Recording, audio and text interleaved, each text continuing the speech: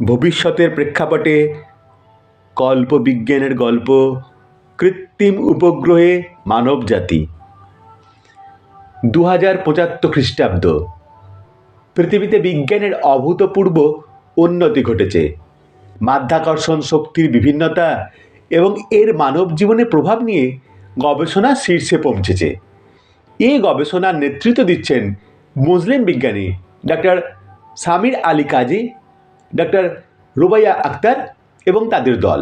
Mission: বিভিন্ন গ্রহের মাধ্যাকর্ষণ শক্তির পার্থক্যের মাধ্যমে মানবজাতির ভবিষ্যৎ বাসস্থানের সন্ধান করা।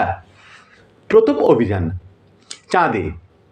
ডক্টর সামির আলী কাজী সৌরজগতের মাধ্যাকর্ষণ বিশেষজ্ঞ।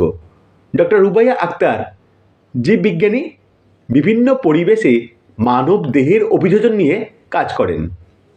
ইঞ্জিনিয়ার আব্দুল হাকিম মহাকাশযানের নকশা বিশেষজ্ঞ।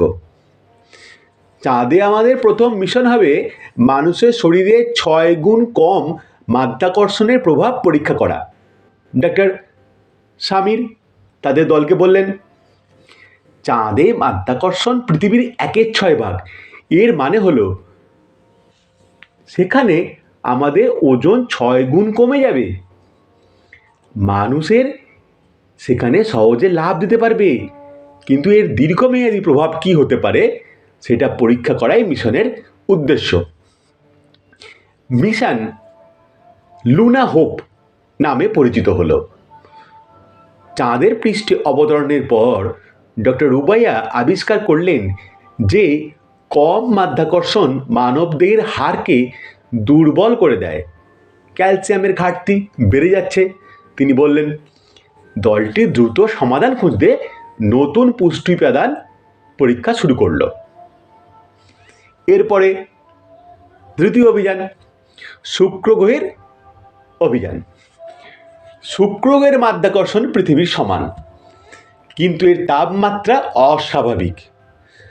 475 ডিগ্রি সেলসিয়াস তাপমাত্রা কিভাবে মানুষ টিকে থাকবে? ডক্টর সামিরের দল একটি বিশেষ তাপ প্রতিরোধী পোশাক তৈরি করলেন। শুক্র গ্রহে অবতরণ করে তারা দেখলেন সমান মাধ্যাকর্ষণ শরীরে কোনো চাপ সৃষ্টি করছে না, তবে তীব্র তাপ এবং সালফিউরিক অ্যাসিডের বৃষ্টি জীবনধারণ অসম্ভব করে তুলেছে। এখানে মাধ্যাকর্ষণের প্রভাব ভালো হলেও পরিবেশ বিপজ্জনক, ডক্টর রুবাইয়া বললেন। দলটি এখান থেকে পানির অস্তিত্ব খুঁজতে প্রবল চেষ্টা চালিয়ে গেল, কিন্তু বিফল হলো। এর পরের গবেষণা বৃহস্পতি গ্রহকে কেন্দ্র করে। বৃহস্পতির মাধ্যাকর্ষণ পৃথিবীর 2.5 গুণ। এটি একটি চ্যালেঞ্জ হবে, ইঞ্জিনিয়ার হাকিম বললেন। বৃহস্পতিতে প্রচণ্ড মাধ্যাকর্ষণ মানুষের শরীরে বিশাল চাপ সৃষ্টি করে। সেখানে অবতরণ করার পর ডক্টর সামির আবিষ্কার করেন যে এমন চাপ হৃৎপিণ্ড ফুসফুসের কর্মক্ষমতা ধীরে ধীরে কমিয়ে দেয়। ডক্টর রুবাইয়া জানান, মানব শরীরের অভিযোজন করতে আরও কয়েক প্রজন্ম সময় লাগবে, তবে বৃহস্পতির চাঁদ ইউরোপা সম্পর্কে তথ্য সংগ্রহ করা হয়। সেখানে বরফের নিচে সমুদ্রের অস্তিত্ব থাকতে পারে। সব গ্রহ ঘুরে ডক্টর সামির একটি সিদ্ধান্তে উপনীত হন। 1. চাঁদ কম মাধ্যাকর্ষণ শরীর দুর্বল করে। 2. শুক্র সমান মাধ্যাকর্ষণ হলেও পরিবেশ বিপজ্জনক। 3. বৃহস্পতি অতিরিক্ত মাধ্যাকর্ষণ জীবনধারণ অসম্ভব করে। তাই ডক্টর সামির বলেন, আমাদের সমাধান হতে পারে এমন একটি কৃত্রিম গ্রহ তৈরি করা যেখানে মাধ্যাকর্ষণ পৃথিবীর মতো।